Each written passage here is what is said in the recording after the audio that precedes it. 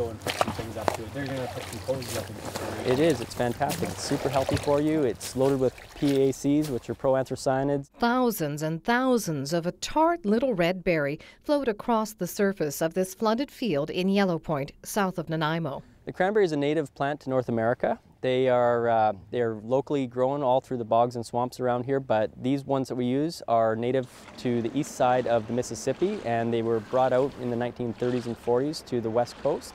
And this variety is called Stevens and Bergman behind us that we're using.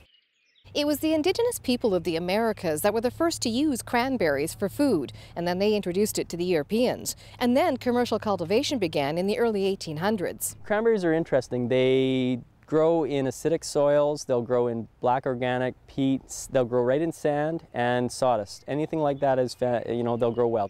The cranberry gets its name from the tiny pink blossom which appears in spring, which is said to look like the head and bill of a sandhill crane. And the fruit is actually a berry, which starts out white and then matures to a deep, deep red and sometimes as big as a cherry. They don't grow in water though. That's the thing people always think, and you can see that, but that's a harvesting tool that we're using behind us.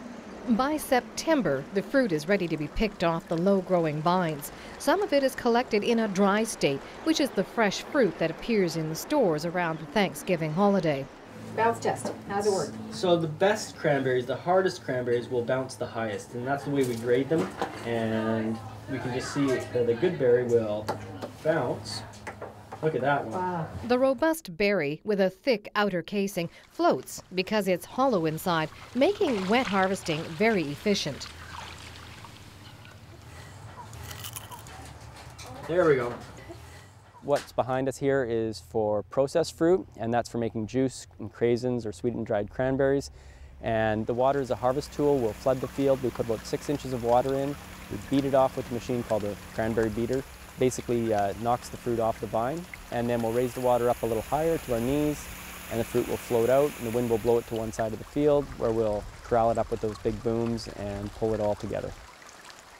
On this late November harvest, Grant and his crew wade into the flooded field to connect hoses and pipes, start the water flowing, and then begin the laborious process of guiding the ripe berries onto the conveyor and up into waiting crates. This one here, we should have about 150,000 pounds, which is somewhere in the range of 3 tractor-trailer loads or so. Most of this goes to Ocean Spray, and that's Ocean Spray is a co-op, so we are owners in the company, all the growers are, and that's where the majority of all the fruit goes in BC.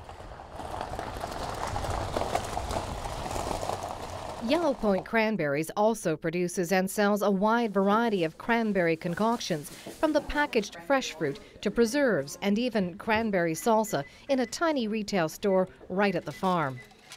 We make over 20 different jams, sauces, preserves, and then we do dry packaged goods for things like scones and brownie mixes, and they all have dried cranberries and those type of them. You're welcome. Have a good day. About half of the 45-acre farm is being used to cultivate cranberries.